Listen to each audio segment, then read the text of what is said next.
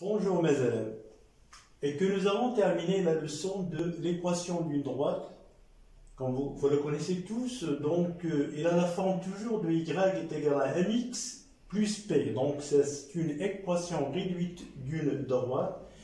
Il y a ce qu'on appelle l'équation cartésienne, comme indique le schéma. L'équation cartésienne d'une droite donc se forme de ax plus by plus c est égal à 0. Donc il y a en fait une relation entre l'équation réduite d'une droite et l'équation cartésienne d'une droite. Ça revient au même, il suffit de trouver le y, donc en fonction du x. Alors, on va décortiquer un petit peu cette équation réduite d'une droite. Donc il a la forme de y est égal à mx plus p, avec bien entendu m, c'est le coefficient directeur ou bien la pente, et puis P, c'est l'ordonnée à l'origine. Donc, on va discuter cette équation selon les paramètres M et P. Donc, on va commencer par ce qu'on appelle le coefficient, c'est-à-dire l'ordonnée à l'origine P. On va le discuter. Il y a en fait deux cas. Si P est non nul, donc il est différent de 0, et si P est bien entendu nul. Alors, on va aborder le cas où P est non nul. Donc, en fait, nous allons trouver deux cas, en fait, pour P. S'il est non nul, c'est-à-dire il est différent de 0, donc il se peut qu'il soit. Donc, il se peut que P soit positif ou bien P, bien entendu, négatif. Donc, il est soit supérieur à 0, soit inférieur à 0. Strictement, bien sûr. Pourquoi? Parce que vous avez ici P est différent de 0. Alors, une fois qu'on a discuté, on a pris c'est-à-dire l'ordonnée à l'origine P est positif, on a supposé qu'il est positif. Donc, nous allons tomber sur ce qu'on appelle la pente, c'est-à-dire le signe de la pente ou bien le coefficient directeur M. Alors, M ici, il se peut qu'il soit positif ici, donc M, ici, il peut qu'il soit positif, donc M supérieur à 0 strictement, ou bien M, bien entendu, nul, c'est-à-dire est égal à 0. Vous voyez ici, M est égal à 0. Donc, ou bien, tout simplement, M, il peut qu'il soit négatif, donc inférieur à 0. Donc, il y a en fait trois cas. Ça dépend du signe de coefficient directeur. Tantôt il est positif, ou bien il est nul, ou bien inférieur strictement à 0. Donc on va représenter en fait c'est-à-dire la droite delta lorsque M est positif et P positif. Donc on aura une allure de ce genre. Donc vous avez ici P positif, donc il sera en haut de l'axe des X. Bien sûr, ici P, voilà P, par exemple ici, donc supérieur à 0. Et puisqu'ici M est positif, donc le coefficient directeur est positif, donc il est en fait, c'est une fonction qui est croissante. Croissante, pourquoi? Parce que le coefficient directeur ici, il est positif, donc on aura quelque chose de croissant. Alors, elle sera représentée par exemple comme ça. Donc, voilà, elle va passer par le point P ici. Donc, il est tout à fait croissant. Alors, l'exemple, voilà l'exemple devant vous. Donc, ici, vous avez l'exemple là où M est positif, c'est-à-dire le coefficient directeur est positif. Donc, là, je vous donne un exemple sur la droite qui est croissante. Alors, passons au cas où M est égal à 0. Donc, si M est égal à 0, donc ça veut dire qu'il n'y a pas de pente. Il n'y a pas de pente, donc Y sera égal à P. Or, j'ai ici P, il est positif. Donc, on a toujours P, il est au-dessus de 0, donc il est positif. Donc, on aura quelque chose de...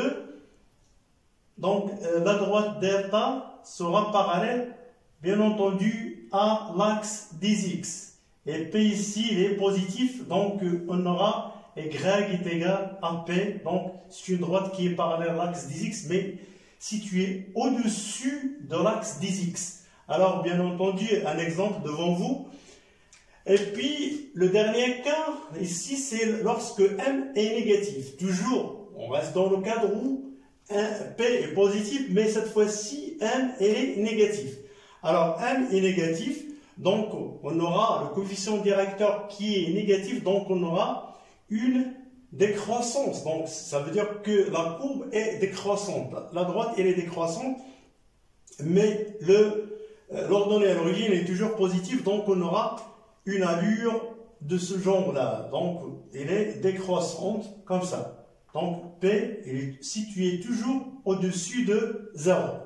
Alors, passons à notre cas, le cas où P est négatif. Alors, toujours, je discute le cas de M. Donc, ici, c'est M est positif. Si M est nul, et si M, ici, elle est tout à fait strictement négatif. Alors, je passe à la représentation schématique de la droite delta. Donc, j'ai ici l'ordonnée à l'origine négative. Donc, le P sera au-dessous de 0. Donc, j'ai ici P. Mais cette fois-ci, vous avez ici le M qui est positif. Ça veut dire que le coefficient directeur est positif. Donc, on aura une croissance, donc une droite qui est en croissance, donc on aura une allure comme ça. Donc delta, vous avez delta ici, elle est tout à fait croissante. Pourquoi? Parce que vous avez ici le coefficient directeur, il est positif. Alors passons au cas où M est nul. Ça veut dire quoi? Donc ça veut dire qu'il n'y a pas de pente, il n'y a pas de coefficient directeur, donc Y tout à fait est égal à P, mais cette fois-ci P, il est situé toujours au-dessous là, au-dessous de 0. Donc on aura P ici, donc, et finalement, nous obtenons une droite qui est parallèle à l'axe toujours des X, des abscisses, mais cette fois-ci, il est situé au-dessous de l'axe des abscisses. Alors, en dernier lieu, lorsque M est négatif, si M est négatif, après avoir vu que P est négatif, donc on a l'ordonnée à l'origine qui est négatif, donc on aura ici comme ça, donc P, et puis vous avez le coefficient directeur qui est négatif, donc on aura une courbe qui est en décroissance, donc on aura une allure comme ça, donc il est tout à fait décroissante. Alors vous avez l'exemple devant vous. Alors passons à l'autre cas où P est nul. Alors le deuxième cas, c'est le cas où P est nul, donc il n'y a pas d'ordonnée à l'origine, donc on aura une allure d'une fonction linéaire, c'est-à-dire y est égal à mx, donc M c'est le coefficient de linéarité, donc cette fois-ci on appelle M le coefficient de linéarité. Donc on va discuter le point M, donc de la même à l'instar de ce qu'on a vu tout à l'heure, donc sur le P positif, P différent de 0. Alors, si on a M est positif ici, et M est nul, là, M est tout à fait strictement négatif. Alors, attaquons le cas où M est positif, strictement. Donc, il n'y a pas d'ordonnée à l'origine ici, mais cette fois-ci, M est positif. Donc la droite va passer en fait par le centre. Donc c'est une fonction linéaire, donc il va passer par le centre O.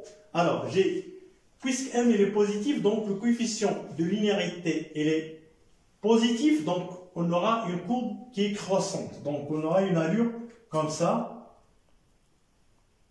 et il va passer par le 0. Donc j'ai ma courbe ici, delta, qui va passer par le point 0 ici, le point O, plutôt le point O. Donc vous avez l'exemple devant vous. Et puis le cas où M est égal à 0, donc ça revient au même. Si M est égal à 0 et P est égal à 0, donc j'aurai quelque chose de Y est égal à 0. Donc c'est une fonction qui est tout à fait nulle ici. Regardez, donc j'aurai une allure qui est confondu avec l'axe des x ici. Voilà, y est égal à 0. Donc voilà le delta. Il sera confondu totalement, complètement confondu avec l'axe des x ici. Pourquoi? Parce qu'il n'y a pas de pente. Il n'y a pas de pente. Le coefficient de linéarité, ce qu'on appelle le coefficient de linéarité, puisqu'il n'y a pas d'ordonnée à l'origine. Et puis P, il est tout à fait nul. Donc j'aurai une allure comme ça. Voilà l'exemple. Donc y est égal à 0. Et puis finalement, pour finir, j'ai P est égal à 0 et puis finalement M est strictement négatif. Donc puisqu'il est strictement négatif, donc ma courbe toujours, c'est-à-dire ma droite va passer par le point 0, mais cette fois-ci il est en décroissance comme ça. Voilà, ma courbe elle est en décroissance. Donc voilà mon delta qui passe par le point O, c'est-à-dire le point O, le centre, et décroissante vers le bas. Voilà ce que vous avez à propos de l'équation réduite d'une droite. Donc j'ai sous forme d'un récapitulatif sur ce que vous avez vu durant cette année. L'équation d'une droite qui est de la forme y est égal à mx plus p avec bien entendu m, c'est-à-dire le coefficient directeur ou bien la pente, et finalement P c'est l'ordonnée à l'origine. Donc voilà le bilan, le résumé de ce que vous avez vu sur l'équation de droite. Merci, n'oubliez pas de vous abonner à ma chaîne. Merci pour votre attention, à la prochaine.